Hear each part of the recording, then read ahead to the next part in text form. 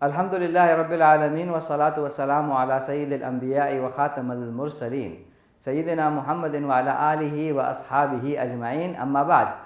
حضرات، سورہ آل عمران کی آیت 253 میں آپ کے سامنے رکھنے جا رہا ہوں۔ آیت کا ٹکڑا ہے، بہت ہی مختصر سی آیت ہے۔ اللہ تعالیٰ کا ارشاد ہے فَأَثَابَكُمْ غَمًّا بِغَمٍّ۔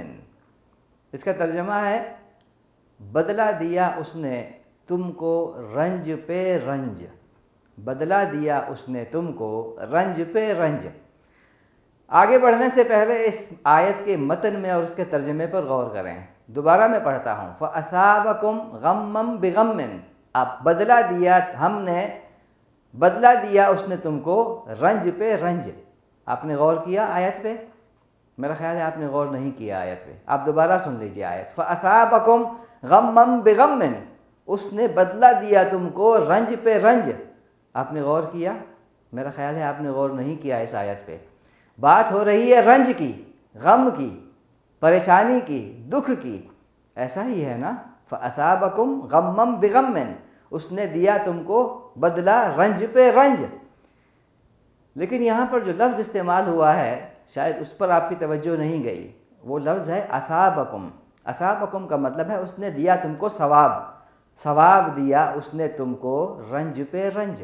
کیا مطلب ہے اس کا؟ ثواب تو اچھے معنی میں استعمال ہونا چاہیے، ثواب کسی اچھے کام کا بدلہ ہے، تو پھر یہاں رنج پہ رنج کے لیے ثواب کا لفظ کیوں استعمال ہوا ہے؟ فَأَثَابَكُمْ غَمًّا بِغَمٍّ۔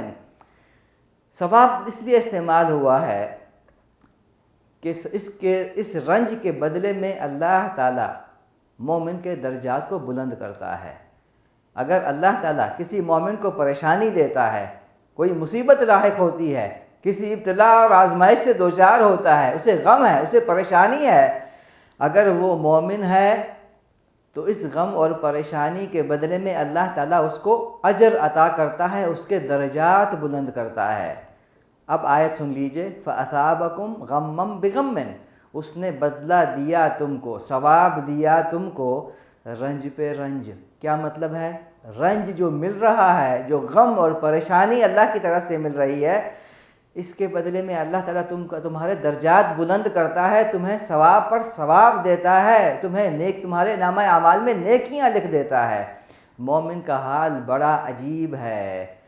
اگر اسے خوشی ملتی ہے اور اس پر شکر کرتا ہے تو یہ اس کے لیے اچھا ہے، بہترین ہے، اور اگر اسے تکلیف اور مصیبت ہوتی ہے اور اس پر صبر کرتا ہے تو وہ بھی اس کے لیے اچھا ہے۔ دونوں حال میں، مصیبت اور تکلیف میں اور خوشی اور مسرت میں، دونوں حالتوں میں اللہ تعالیٰ اس کے درجات کو بلند کرتا ہے۔ اللہ تعالیٰ ہمیں اہل ایمان میں شامل کرے۔ اللہم صلی علی سیدنا محمد وعلی آلہ وصحبہ وسلم۔ اللہم صلی علی سیدنا محمد